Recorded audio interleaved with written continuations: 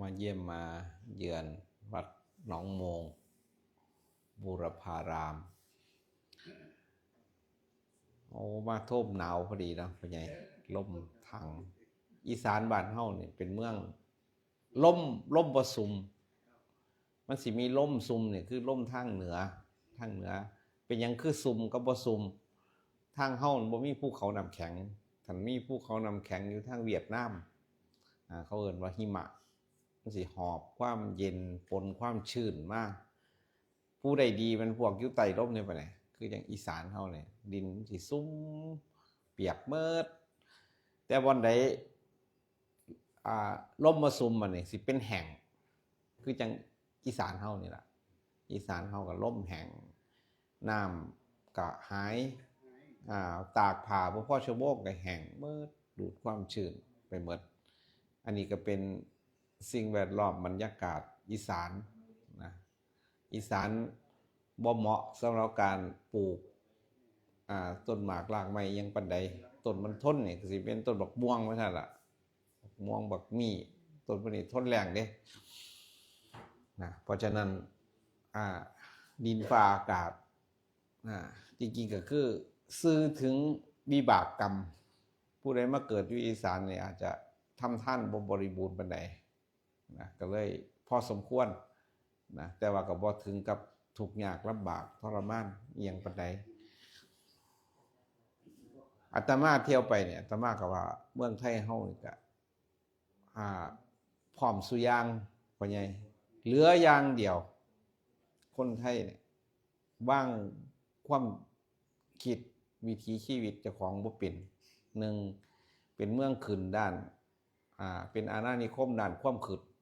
นะแลนน้ำฝรั่งบ้างอยากจะใช้ชีวิตแบบฝรั่ง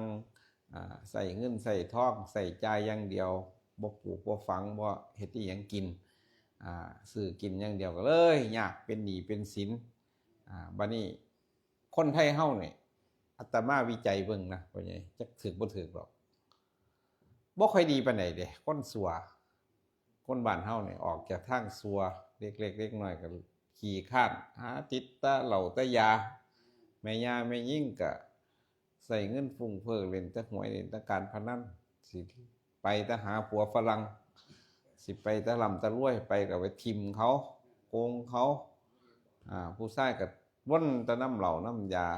ติดยาบ้าเสียเส้นเสียเอ็นมีแนวดีอยู่อันหนึ่งก็คือว่าพ่อมีศาสนามีครูบาอาจารย์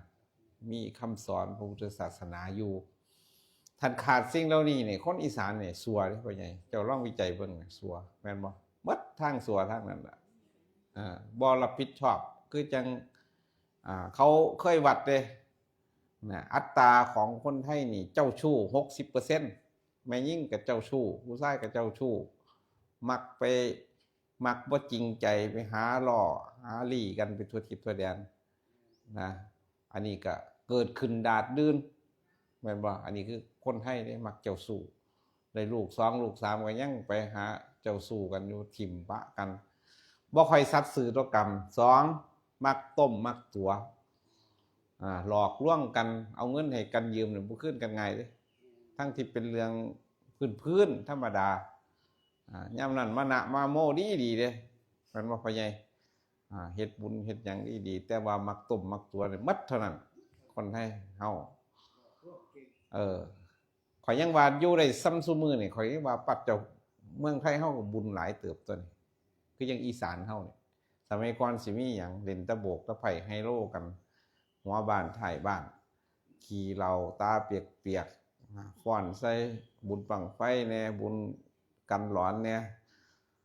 ม่วนมักม่วนแต่บ่มีสาระแล้วก็ขาดสติทิ่มสุดท้ายแล่นไปเป็นขี้ขาเขานำกรุงเทพแน่ไปเมืองนอกซุมื้อก็ยังไปอยู่เจ้าเชื่อว่าพ่อใหญ่รุ่นเจ้านี่ล่ะเขาไปซาอุประเทศใดที่ไปซาอุนำกันนึงเกาหลีใต้นี่ก็ไปซาอุนำหมู่เจ้านี่ล่ะไต้หวันมื้อนี้เขาก็ไปซาอุนำกันเนี่ยเขาไปหาเงินแต่เขากลับมาประเทศเขารวยบัดนี้คนบ้านเฮาก็ยังจนคือเก่าอยู่จักมันเป็นหยังคือกระดอกเพราะฉะนั้น เมืองไทยเฮาเนี่ยมีความซัวอยู่หลายอย่างต้องมองเห็นอย่าไปย่องเจ้าของเด้อมื้อนี้มาจมให้เป็นบ่เป็นไงจมให้เรื่องวัฒนธรรมบ่ดีนะก็คือนิสัยอัธยาศัยฟุ้งเฟ้อเห่อเหิมแลนน้ำเขาเช่นการแต่งเนื้อแต่งตัวกับแลนน้ำเขาการใส่ชีวิตกับแลนน้ำเขาเลยบ่เป็นตัวของตัวด้านความคิดบ่มีความภาคภูมิใจในวัฒนธรรมในวิถีชีวิตของพ่อแม่ปู่ย่าตายายศาสนาต่างๆบัดนี้ท่านทิมศาสนาออกไปโชคดีอยู่มันยังหูจักเฮ็ดบุญอยู่บางคนไปหาเป็นกะหรี่ตั้งหลายปีมันก็ยังกลับมาเขาถือศีลถือธรรมอยู่สร้างวัดสร้างว่าเนี่ยมันบ่ต้องพอ มันยังมีดีของมันอยู่เด้ขี่เราขี่ยาพวกนั้นมันบ่กลับมาบวชมาถือข้องรักษาศาสนาอยู่ดงอยู่พูดก็มีหลายองค์เป็นครูบาอาจารย์คนนี้ไปไงพื้นฐานเฮาเนี่ยทิมศาสนาบ่ได้สังเกตคนไทยหรอกไปอยู่ฮ่องกงกับพิษกันว่ามันพิษกันแต่อยู่บ้านเฮาเด้ชุมนุมคนไทยไปอยู่ฮ่องกงอยู่ประเทศใดพิษกันมางองมาแงงต้มตัวกันดีหามีสู้กันอีกตั้งหากขนาดมาวัดมาว่าอะไรไปยังแม่นบ่ นี่ว่าพื้นสู่ฟังนะตามที่ฮู้เพราะนั้นไทยเฮาเนี่ยขาดศาสนาบ่ได้หรอกศาสนาเป็นเครื่องคัดเก่าถามว่าคนไทยย่านกฎหมายบ่ค่อยย่านหน้ามึนแม่นบ่ลบตีกลบเลี่ยงเก่งนะแต่สุดท้ายก็ไปบ่มุมบ่รอดดอกระบบปัจจุบันเพราะฉะนั้นยังไอ้แก่งคอเซ็นเตอร์นี่อย่าไปหาโทษแต่เขมรหลายเขมรเว้าไทยบ่ปานใดดอกก็มีคนไทยนำกันนั่นล่ะไปหาตั๋วคนไทยนำกันแม่นบ่พ่อใหญ่ถามว่ามันถูกหลอกลวงไปบ่มันก็บ่ได้หลอกลวงไปดิมันสมัครไปสมัครไปเป็นตั๋วอยู่ฝั่งเชียงรายนั่นคือกันเชียงแสนก็มีแต่เด็กน้อยบ้านเฮาอาชีพการงานดีๆบ่อยากเฮ็ดเด้พ่อใหญ่มักสำบายได้เงินหลายๆบ่เลือกวิธีการหลักการมีส่ำนี้แหละวิธีหาเงินแล้วมันสิไปหาอีหยัง1สำบายได้เงินหลายๆบ่เลือกวิธีการมันก็สิไปแต่อาชีพมิจฉาชีพอันนี้คือบ้านเฮาที่กำลังเป็นบัดนี้ตกมาฮอดลูกฮอดหลานคือยังเป็นเวรเป็นกรรมเนี่ยลูกหลานเพราะว่าสิเป็นลูกเน้นลูกอันนี้มันหลงมาเข้าวัดซื่อดอกอยู่ในบ้านก็มึนบักอัศจรรย์ได้บ่คนไทยเฮาผู้เลี้ยงดีก็เลี้ยงดีโพดดีโพค่อยเห็นอยู่ได้พ่อแม่ขี่รถแบบทรงเอาอกเอาใจเรียนพิเศษโอ้ยดิ้นบ่ให้ไล่ป่วยต้องหยังเบิ่งดีฮอดม.6 ยังซักผ้าบ่เป็นอยู่พ่อใหญ่เฮ็ดกับข้าวกินบ่เป็นอยู่เลี้ยงจังได๋หมู่เจ้าเลี้ยงใช้ชีวิตเลี้ยงลูกเลี้ยงหลานจนกระทั่งเป็นภาระเจ้าของจนตายเป็นหลายๆเด้บัดนี้ก็เลี้ยงไปลูกหลานบ่เฮ็ดหยังได้เล่นแต่เกมอินโทรเวิร์ตบอกมาซอยพ่อซอยแม่บ่ฮู้จักวัฒนธรรมหยังบ่ฮู้จักบุญหยังเนี่ยพวกเลี้ยงดีเกินไปพาเที่ยวต่างประเทศทำตัวหรูอยู่สบายพอเรียนจบมาแล้วไผสิไปจ้างเนาะมันเฮ็ดหยังก็บ่เป็นไปถูกเจ้านายด่ากันแล่นกลับมาหาพ่อหาแม่คือเก่าแม่นบ่อีกพวกนึงก็คือพวกปล่อยถิ่มครับพวกโสถิ่มปล่อยไว้น้ำย่ายปล่อยไว้น้ำตาไปหาหน่อใหม่ก็มีพอได้ซื้อขนมให้หลานไปโรงเรียนโอ้ถูกหลายพ่อใหญ่เอ้ยไปหาปูหาปลาหาเก็บเห็ดย่ายไปเก็บเห็ดขอไปเจออยู่โคกอยู่บ้านเก็บเห็ดเป็นหยังเฒ่าแล้วไปเศร้าเป็นหยังโอ้บ่ได้อาจารย์พอได้เงินให้หลานไปโรงเรียนปาดท้อมันถูกมันยากปานนั้นบ่พ่อแม่มันไปใส่จักมันไปใส่มันไปหาเอาใหม่มีหลานอยู่4คนคนละพ่อหมดบักนึงเอามาให้พระเลี้ยงอยู่หั่นเป็นเน้นหน่อยโอ้ยหมู่เจ้าก็โสถิ่มคักโพดเว้ยขนาดยุคนี้มีหยังเหรอคอนดอมบ่กับ ไอ้ยาคุ้มก็บ่คุ้มไว้ได้แม่นบ่บ่พร้อมคนบ้านเฮาเนี่ยมันก็สุดโต่งเลยพ่อใหญ่สุดโต่งทางซัวทิมปะพวกนึงก็เบิ่งดีคักโพดสองอันนี่ใช้ประโยชน์บ่ได้ทั้งบัดเลี้ยงลูกดีๆนี่ใหญ่ขึ้นมาก็ใช้ประโยชน์ยังบ่ได้ซุ่มไอ้บ่เป็นประโยชน์ต่อครอบครัวเจ้าของบ่เป็นประโยชน์ต่อประเทศชาติสังคมหยังสุดท้ายบ่มีหยังให้เป็นให้ไปลงสสมันเป็นอาชีพบ่มีความคิดหยังรู้จักบ่สสไปสาซ้ำยกมือซื่อๆทำตามหัวหน้าเขาแม่นบ่เอาเงินมาแจกหมู่เจ้าก็โง่ซัวเลือกไปนำเขาตายบ่แม่นบ่บ่มีหยังมันบ่มีความคิดได้เอาเจ้าไปว่าเป็นสสมันได้ความคิดหลายอยู่บ่เอ้ยเขาพานั่นเอาทูที่ไปแม่นบ่วันใดสิได้เงินหลายปะซ้ำเขาไอ้เหรียญวงไฮโลน่ะยักกันอยู่หั่นล่ะแม่นบ่เงินกูกินบ่มีความคิดหยังดอกโยมเอ้ยหมู่เจ้าสิไปคิดว่าไก่ซ้ำเฮ็ดถนนหนทางบ่ได้ยากปานนั้นดอกนะเขามีเงินก็เฮ็ดได้เท่าล่ะนะอันนี้ก็ค่อยเห็นนะบางคนมึงก็ให้ลูกไปเป็นลงสมัครมันเฮ็ดหยังบ่เป็นเรียนจบมาหมดความคิดเลี้ยงมันดีหลายเป็นบ่พ่อใหญ่เห็นไปลงสสอาชีพหมดความคิดแม่นบ่พ่อใหญ่เอาว่าแม่นบ่แม่นอยู่ล่ะพออันใดก็เอาเจ้าก็เบิ่งลูกหลานนักการเมืองมันเป็นตะเก่งอยู่บ่มันก็ปึกๆทั้งๆบ่เคยเห็นหยังจักเทื่อแม่นบ่บัดนี้ก็ต่อรองเก่งขลอดแขนแหละทำท่าคือหยังดูๆดาไปแม่นบ่ยายเป็นบ่เป็นดอกบัดนี้พวกโสถิมเนี่ยสังคมบ้านเฮาเนี่ยโสถิมพ่อแม่ปะถิมนะหนีตายไปทำงานเกาหลีแน่ไต้หวันแน่อิสราเอลแน่พวกนี้บางเทียเมียอยู่บ้านกับว่าซัดซื้อกับผัวเลยไปเห็นคู่บาหนึ่งเพิ่นผัวไปทำงานต่างประเทศส่งเงินมาให้เมียกับมีสู่อยู่บ้านพอกลับมาคือว่าสิอยู่เมียโยนกระเป๋าให้ดีแต่เราบ่ขาถิ่มผู้กลับมาจากเมืองนอกโชคดีแล้วคิดถึงขวาดบัตรมาอยู่น้องครูบาอาจารย์บวชโอ้เนี่ยเพราะฉะนั้นคนอีสานบ่แม่นคนดีปานใดเด้อเนาะแม่นบ่พ่อใหญ่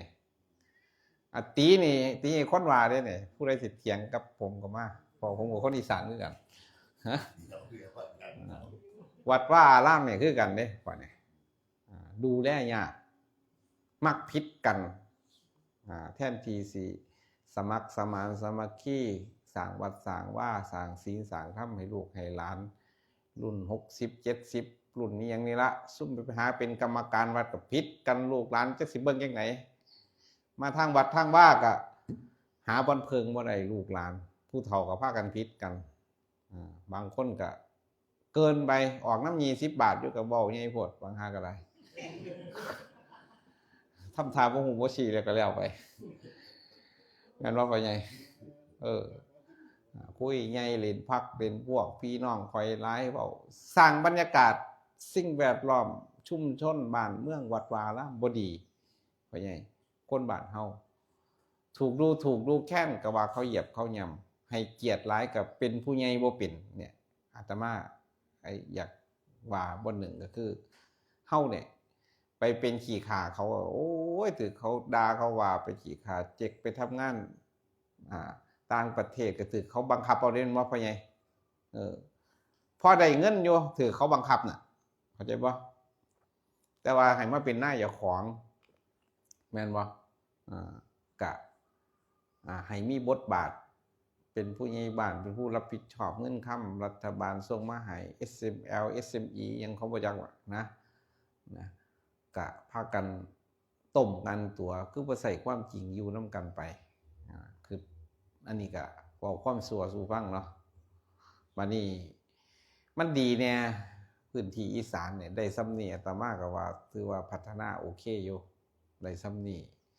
มีเงินให้ผู้เฒ่าพอได้ค่าขนมลูกหลานน้องพ่อใหญ่พอได้เสียค่าไฟย้อนเจ้านี่ล่ะย้อนผู้เฒ่านี่ล่ะแม่นบ่ลูกมันบ่หัวซ่าได้บ่รับผิดชอบ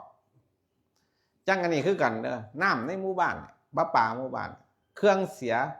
เด็กน้อยขี่มอเตอร์ไซค์วนไปวนมาวนเกือบบ่มีใครรับผิดชอบ ทั้งที่พ่อแม่ปู่ย่าตายายเจ้าของเด้พ่อใหญ่อยู่หันบ่ซอยอีกอันนึงนิสัยเสียคนไทยคนใดเฮ็ดดีบ่สนับสนุนด่าทาทางไปวนแต่น้ำส้มขี่เหล้าขี่ยาตีไก่อยู่ซ้ำนั่นล่ะแม่นบ่เวลาเลือกตั้งเข้าใจบ่คนดีที่เขาเฮ็ดให้บ้านให้เมืองหูจักย่องนี่พ่อใหญ่มันบ่แม่นเรื่องผิดดอกบางคนเขาเสียสละพ่อใหญ่เอ่ยเท่านั้นเท่านี้ไปเบิ่งน้ำเบิ่งไฟให้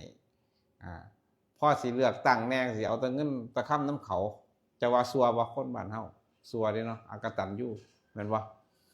บ้านนั้นก็ว่าบ่มีผู้ใดซอยบ่มีไผเบิ่งเนี่ยแล่นไปสิเจ็บสิเป็นก็ได้พึ่งพาอาศัยกันไปวนนำเงิน300 500เดี๋ยวนี้แพงค่าโตเพิ่นแม่นบ่1,000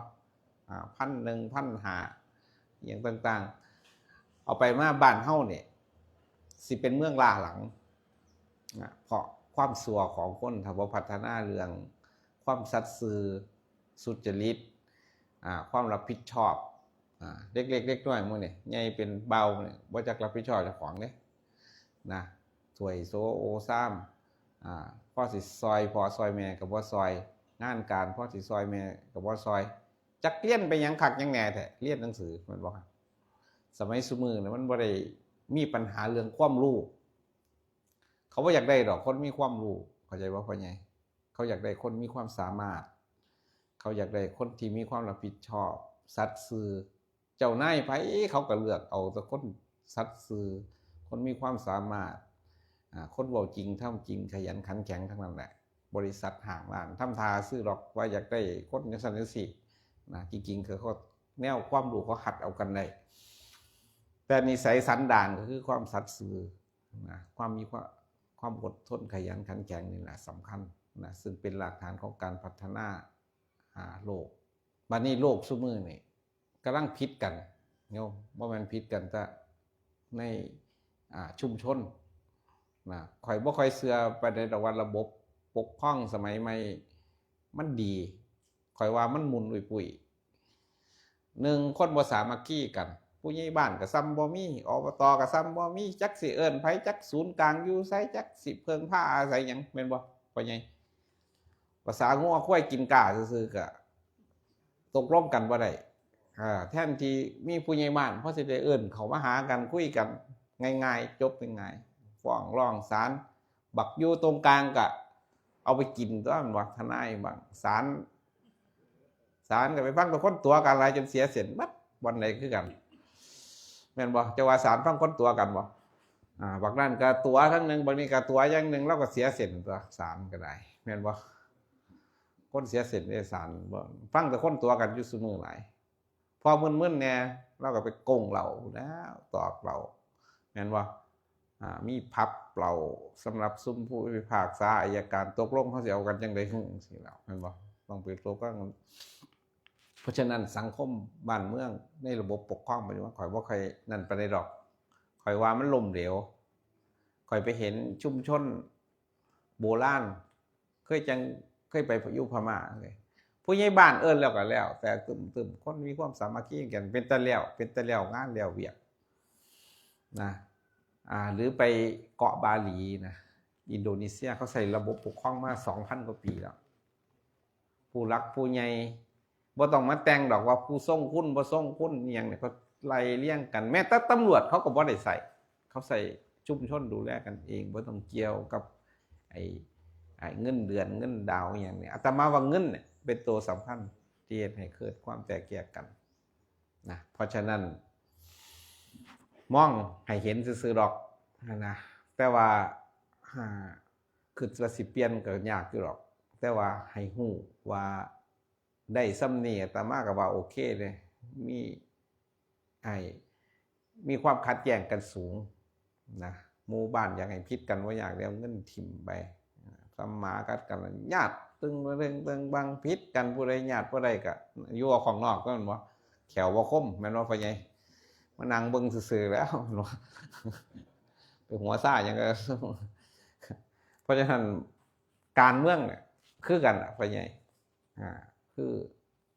แย่งกันนะเพราะฉะนั้นก็บ่ค่อยได้เอียงปานใดดอก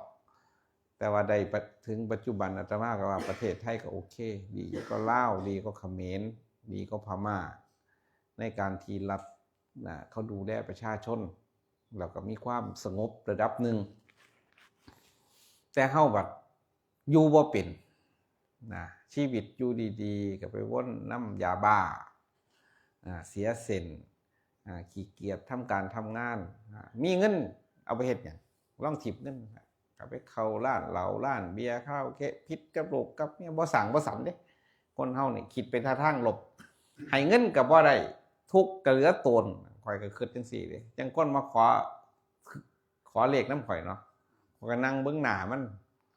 ข่อยว่าถ้าบักนี้มันถึงเลขแล้วมันสิไปจังได๋นี่มันสิบ่ซัวกว่าเก่าบ่คิดอยู่เด้พ่อใหญ่บ่แม่นว่าข่อยอยากให้พรมันจะถึงเลขเด้ข่อยคิดว่าบ่แม่นถ้ามันรวยมันสิบ่ซัวกว่าเก่าบ่เกิดบักแม่นว่าพ่อใหญ่ข่อยก็เลยเฉยๆก็บ่อยากมึงถึงซะเลขสิข่อยก็บ่ว่าเด้อแม่นมันบ่ถึกหรือถึกข่อยก็บ่หัวซ่ามันนะพ่อใหญ่นะเข้าใจบ่เพราะอีหยังบ่อยากว่าเพราะมันบ่มีสติบ่มีธรรมเงินคำก็เป็นสาตาวุธทิ่มแทงมันบัดนี้เห็นทุกข์สงบเสงะมาขอเงินแต่ละ20 บาทซื้อ M100 นี่ก็ก็เป็นตาเลียดตนสารนะซ้ำนี่ก็บ่มีสื่อแม่นบ่พ่อใหญ่มากินขอกาแฟกินเนี่ยอาจารย์จักซองสั่นบ่จังซี่ก็เป็นตาเลียดตนรวยก็เป็นตาเลียดตนทุกข์ก็เป็นตาเลียดตนแม่นบ่พ่อใหญ่เพราะหยังศีลนี่ธรรมการศึกษาการฝึกหัดเจ้าของเนี่ยสำคัญที่สุดคนวันเฮามีปัญหาคล้องเลื่อนก็เฮ็ดให้เฮือนห่างครอบครัวมุนอุยปุยคล้องบ้านกับบ้านก็ห่างแม่นว่าพ่อใหญ่อยู่ในสังคมก็เป็นขยะบ่เป็นกกไม้ใหญ่ให้เขาเพิงผ้าถ้าเป็นป่าก็เป็นป่าน้ำเล็บแมวป่าหนามไปซื่อๆ6บ้าน6เมืองไปซื่อๆบ่พอสิเป็นไม้ไปเฮ็ดเฮือนเฮ็ดซ่านซื่อตรงในโลกนี้ไม้ที่ซื่อที่ตรงเนื้อแก่นแข็งเกิดยากเกิดโดนใช้เวลาโดนนี่พ่อใหญ่บ่ปลูกง่ายคือไม้ยูคาเด้เพราะนั้นพระพุทธเจ้าพระอริยะเจ้าพระสาวกพระอรหันต์ทั้งหลายนี่เปรียบเหมือนไม้ที่ซื่อที่ตรงที่แก่นเช่นไม้ชิงชั่นไม้ประดูซื่อตรงขึ้นไม่ย่างมันเนี่ยตรงสื่อสามารถตัดไปเฮ็ดเงินเฮ็ดซ่านไปสร้างบ้านสร้างเมืองให้เป็นที่เพิงผ้าของผู้ของคนได้แต่ก็ต้องใช้เวลาแต่ก็ต้องใช้การสร้างสมบุญบารมีส่วนไม้66คือจังเฮาเห็นเนี่ยซุ่มทุศีลขี้เหล้าขี้ยาเมื่อดอกโยมมีสุพวกสมัยเกิดไว้ขนาดรถไถไปตำแล้วแยกมาอีกจัก 2-3 เดือนโพโวเพเวขึ้นมาอีกเด้อหลวงพ่อแม่นบ่ซุ่มบ่เป็นตาสิแตกซุ่มบ่ปรารถนาแม่นบ่พ่อใหญ่ถือบ่โพโวเพเวขึ้นมาใหม่แล้วโอ้ยจะเป็นหยังดอกกูบ่แม่นสั่งพวกนึงเอาคักก็นั่นได้ฉีดยาฆ่าหญ้าฆ่าหยังกกไม่ตายหมดไถดีๆข้าวเดียวเท่านั้นล่ะพ่อใหญ่ขึ้นมาอีกสั่งเป็นแท้อาตมาถึงบอกว่าถึงสิมีกฎหมายถึงที่ขามันตายหมดขึ้นไม่คือเก่าหลายความสัวเข้าใจบ่ยกเว้นแต่ศีลแต่ธรรมแต่ว่าผู้ที่สร้างบุญบารมีพระอริยเจ้าทั้งหลายเนี่ยเป็นไม้แก่นแล้วพ่อใหญ่ไม้ซื่อไม้ตรงเอาไปเฮ็ดเฮือนเฮ็ดซ่านสร้างศาสนาได้พระสัมมาสัมพุทธเจ้าก็บำเพ็ญบุญบารมี4สงไขยแสนกับพระอัครสาวก1อสงไขยแสนกับพระสาวกต่างๆแสนกับพระอรหันต์เนี่ยบ่ต่ำกว่า100กับเด้สร้างบุญสร้างบารมีอันนี้ก็เว้าเพื่อความให้ฮู้เนาะเพราะฉะนั้นเฮาได้เกิดอยู่ในถิ่นอีสานลมบ่อยๆแห้งๆปลูกบักฮุงก็สิตายแล้วบ่ตายแล้วลมเป่าหน่วยขอรอแค่แลแม่นบ่ยายปลูกยากเด้บ้านเฮาบุญบ่หลายปานใดเด้ปลูกบักพริกรดน้ำว่าซั่นก็ยังสิตายแม่นบ่ดินแห้งปลูกผักก็บ่งามแมลงก็กินอย่างต่างๆล้วนเป็นผลของวิบากกรรมที่เกิดจากการทำทานทำศีลภาวนาของเฮามากคือกันแต่เฮามีดีอย่างหนึ่งเฮามีคำสอน อาจจะเป็นเพราะบุญคนโบราณก็ได้อาตมาว่าบุญคนโบราณเพิ่นเลือกเอาพุทธศาสนาเอาคำสอนพุทธศาสนามาฝังไว้น้ำลูกน้ำหลานในวัฒนธรรมประเพณีตั้งแต่เกิดจนตายเฮ็ดให้บ้านเฮานี่พอมีแนวดีก็เขาอยู่เด้พ่อใหญ่เขาคิดฮอดภาคอีสานเนี่ยเขาคิดฮอดหยังบ่อยากสมัยก่อนเขาคิดถึงครูบาอาจารย์ผู้ปฏิบัติฝึกหัดเจ้าของนะเขาบ่ได้คิดถึงตึกเด้ทงหน้าเขาก็บ่คิดฮอดข้างเขาก็มีแต่สิ่งที่ดีของภาคอีสานก็คือครูบาอาจารย์ผู้ปฏิบัติเพราะฉะนั้นเฮาในฐานะคนอีสานบ้านเฮาเนาะนะให้ฮู้ว่าสิ่งที่ดีของเฮาคือหยังการเข้าวัดเข้าว่าถือศีลฝึกธรรมยึดมั่นในพระรัตนตรัยนี่ล่ะแนวเขาได้อวดได้อ้างเขาได้ส่วนการพัฒนาอย่างอื่นน่ะสู่เขาบ่ได้หรอกนะแต่บ้านเฮาก็บ่ได้ถึงทุกข์ยากลำบากยุคสมัยนี้ก็ถือว่าสะดวกสบายหลายก็ทุกยุคทุกสมัยเด้พ่อใหญ่บ่อึดน้ำใช้ให้หน้าก็มีสระปลูกสร้างหยังก็พอเฮ็ดได้อยู่นะสามารถพัฒนาได้แล้วโลกสมัยนี้ก็กว้างนะไปหากินบนอื่นก็ได้บ่ได้หมกอยู่แต่บ้านเจ้าของนะเฮ็ดเฮือนอาตมาว่ากว้างขวางแล้วอีสานมันดีอย่างนึงเด้พ่อใหญ่ป่าไม้บ่มีป่าไม้บ่มีเป็นของดีเด้บัดนี้แม่นบ่ครูดีต่อเขาว่าสุมป่าเห็นบ่ข่อยไปอยู่ลำปางสมัยก่อนนี่70% ของพื้นที่นี่เป็นป่าเด้อุทยานแห่งชาติมีประมาณ7 หม่องบ้านนี้ฮอดนานี่มันสิอยู่ดีบ่พ่อใหญ่ควันมันอูดเอาถ้าแม่งมีแม่งวันตายหมดแล้วมันหนีหมดบ่มีมันไปอันนี้เป็นคนซื่อเด้ใหญ่บ่ได้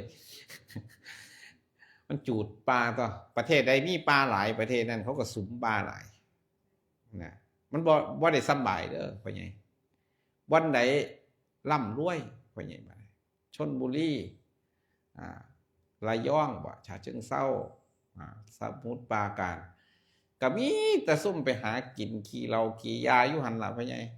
รักกันก็อยู่หั่นล่ะปนกันรักกันคนต่างถิ่นต่างที่มาอยู่กับส่วนมากก็มีแต่ขี่เหล้าขี่ยามาเสียเส้นแน่จักมาแต่ประเทศใดมาต้มมาตัวเงื่อนสร้างกับระแวงนี่พ่อใหญ่บ่ฮู้จักกันหมดบ้านเด้เพราะฉะนั้นความปลอดภัยบางเทื่อบ่เจริญหลายก็บ่แม่นดีเด้พ่อใหญ่ลำบากที่ดินมันแพงลูกหลานก็อยากได้เงินมรดกสุดท้ายขายที่ไปเหลือแต่เฮือนคนทางนั้นก็ได้ของบ้านเฮานี่เป็นหยังคือบ่มีไผซื้อไปยังซื้ออยู่โคกเอาไปเฮ็ดหยังแม่นบ่พ่อใหญ่มันก็เลยยั่งให้หมู่เจ้าเนี่ยที่ว่าที่ดินของหมู่เจ้ายั่งย้อนหยังหมู่อยากบอกพ่อใหญ่มันมีผู้มาซื้อถ้ามีผู้มาซื้อบ้านนี้เจ้าเหลือแต่เฮียนต่อไปใหญ่แม่นบ่ลูกเจ้าก็สิเขียวแม่ขายเถาะได้ราคาแล้วไร่ละล้านจังซี่โอ้ยสิเหลือเพิ่นว่าแม่ใหญ่ดีไปกรมที่ดินเนี่ยก้อนเขาหมดก้อนคนซื้อหมดแม่นบ่เพราะฉะนั้นที่เศรษฐกิจดีก็ไม่ใช่ว่าดีเด้บ้านเฮาอากาศดีเด้พ่อใหญ่ถือว่าดีอากาศแห้งอากาศดีถึงบ้านเมืองอื่นเขาสินั่นดีปานใดบางทีเขามีมลภาวะแต่สิเสียอย่างหนึ่งก็คือว่าเห็นไหนเฮาสิสร้างบรรยากาศของบ้านของเมืองให้มีเมตตากรุณาอยู่นํกันหักแพงกันอยู่นำวัฒนธรรมที่ดีที่งามบ่ปนบ่จี้บ่เบียดเบียนซึ่งกันและกันประพฤติศีลประพฤติธรรมอยู่เย็นเป็นสุขตามภาษาโลกสร้างบุญบารมีเจ้าที่สำคัญมีงานปฏิบัติธรรมคนอีสานมีพื้นฐานยังกินง่ายอยู่ง่ายพ่อใหญ่นอนน้ำโขกน้ำปลากินข้าวไตใบมงใบไม้มันก็เลยจับได้ง่ายงานปฏิบัติธรรมบ่ได้ลงทุนสูงบ่ต้องเฮ็ดห้องเฮ็ดฮับต้องอาหารการกินอีหยังหลายต่างเพราะฉะนั้นเฮามีวัดมีว่ามีงานปฏิบัติธรรมเขากรรมวันหันวันดีลึงกันไปเบิดที่เบิดแดนอยู่สบายอย่างนี้นะถ้าอยู่เป็นสิมีความสุขบ่ต้องแล่นไปอินเดียดอกข่อยไปอินเดียยามใดก็ติดเชื้ออินเดียสุดเทื่อเลยไอ90 มื้อมันสิมีโรคแค่นี้นึงโรคไอ90 มื้อผู้นะหรือไอเก่งจริงก็ไอเดือนเคิง45 มื้อมันเป็นโลกอย่างประเทศนี่มันเป็นประเทศคนหลายแย่กันอยู่ไผ 1,500 ล้านเนาะจะว่าไงคนหลายนี่ครับไปวันใดก็ได้ยินแต่เสียงแต่รถเบิ่งวางมีความสงบในประเทศพี่บ้านเนี่ยค่อยว่าขอสิไปหานั่งเงียบๆสงบบ่บ่มีคนก็บ่ได้คนมันหลายแย่กันอยู่ย่างนำถนนหนทางลืมล่ำทั้งบ่ค่อยมักอาบน้ำอยู่ซุ่มแขกแม่นว่าเหม็นกุยกันปะเนี่ยมันบ่ไปไงเอาอยู่นำประเทศหน่อยใครอยู่แม่นว่าพ่อใหญ่คือสิมักแบบไอ้ซุ่มเกาหลีย่างกุซูฟ้าวไปทำงานโอ้ยก้มหน้าก้มตาบ่ยิ้มบ่แย้มหยังบักพี่ว่านี่ก็ได้จักสิไปหาคักหาแหน่แต่เงินแม่นบ่เอิ้นแหน่ก็บ่ปากแม่นบ่ไปก็โลดยันจะเสียเวลามันคือหาคักหาแหน่แต่เงินแม่นบ่ยายฮะหายังกระดอเสียแต่ใส่ชีวิตให้มีความสุขเนี่ยสุดท้ายโลกนี้เขาวัดกันอีหยังอยากบอกว่าไงวัดกันที่ความสุขผู้ใดเกิดมาใส่ชีวิตมีความสุขได้คนนั้นถือว่าชนะดีก็ไปเป็นนี่อย่างสุดเขาเรียกว่าเป็นสสอย่างที่ข่อยว่าว่ามีความเกิดยังดอกไปหายกมือเว้าโซกันไปสั่นละทำทาพิษกันให้ชาวบ้านเห็นซื่อมันเลยเป็นประเภทนี้พอดีเข้าใจป่ะ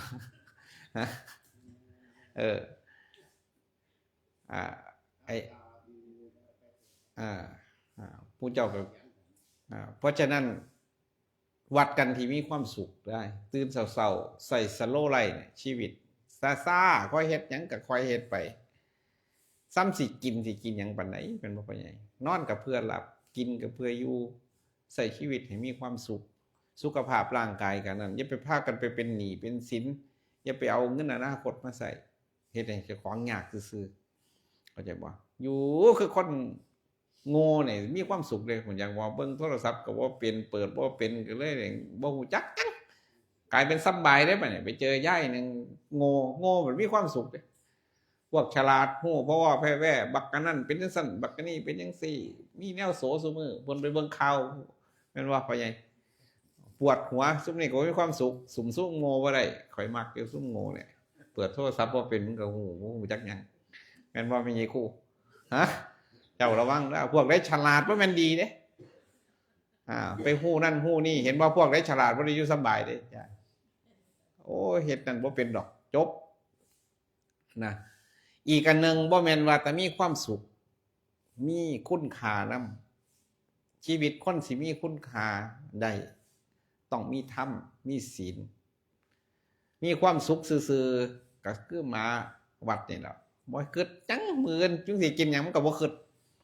หนาวก็ไปหาลีน้ำพระพุ่นไปหาขึ้นทั้งกุฏิพุ่นแม่นบ่บ่ใดไอ้เพิ่นปูบ่เสตีนไว้มันก็ไปหานอนอุ่นแม่นบ่มันแสวงหาแต่ความสุขโพดกะบ่กะคือหมาคือสัตว์เดรัจฉานแต่ชีวิตมนุษย์บ่แม่นสั่นนี่พ่อใหญ่ว่านะ1ท่านบ่ได้ชีวิตเกิดมาบ่มีความสุขนี่พ่อใหญ่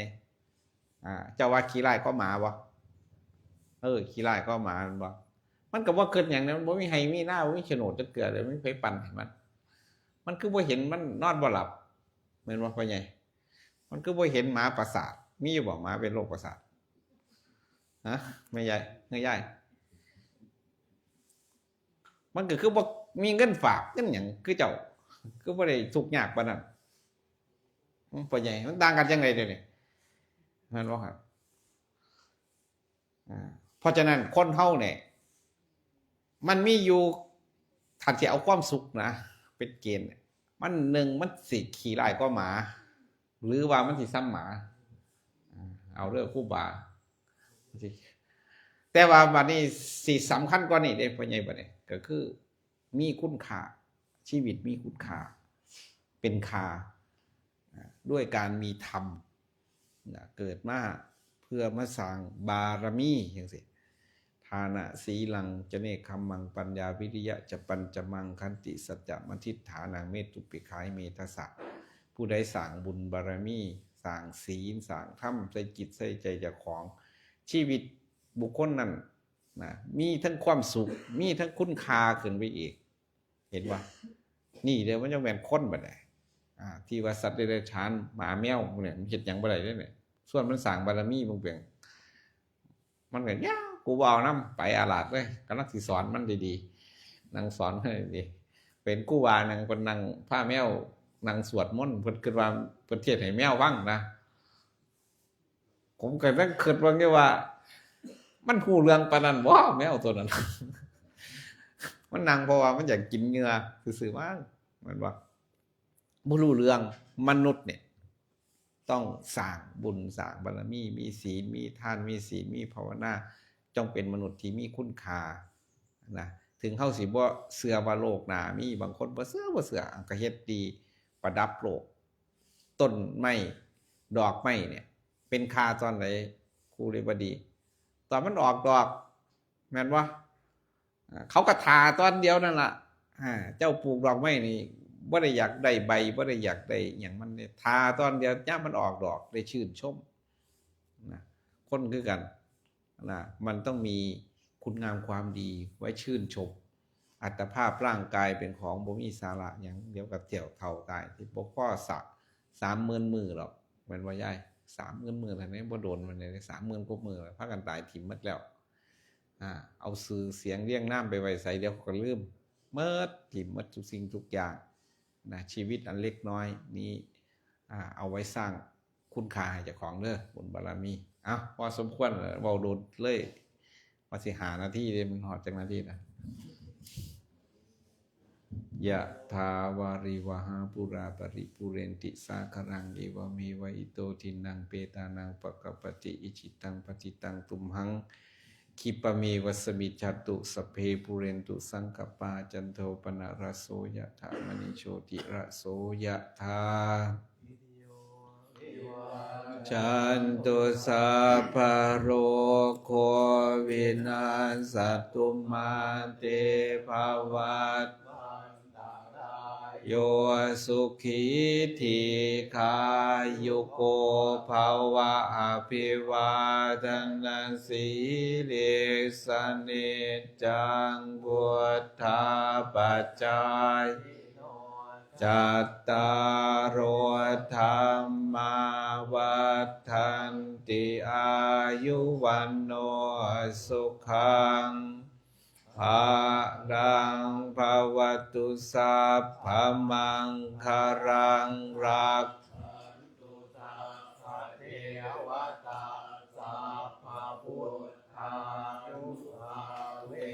นาสัทธาโสติภวันตุเตภวตุสัพพมังคารังวัตตาสัมภธรรมานุภาเวนัสสัทธาโสติภวันตุเตภวตุสัพคลังรักขันตุสัพพเทวตาสัพภาเวนัสสัทธาโสติ